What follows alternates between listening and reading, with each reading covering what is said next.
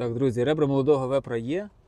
Володя, ми шашлик сьогодні їмо чи ребра? Я от щось, я думаю. І то можна? Так? Давайте ребра ми давно не тестували. Давайте 2 ребра, але там воно треба що там, на бік трошки посунути, чи воно там все на контролі? Зараз зробимо. Раз вже ми подивились на ребра, друзі, аж скільки того життя. Та, Володя, шеф-кухар каже, що можна то і то, а ми сьогодні можемо попробувати так. Єдине, тут треба хлопців зараз відпустити, ви їх, напевно, відпустіть, якщо вже готово. Бачу, вже язиком брови облизують. Він такий золотий. Я так, Володя, згадую, ну. Гарно.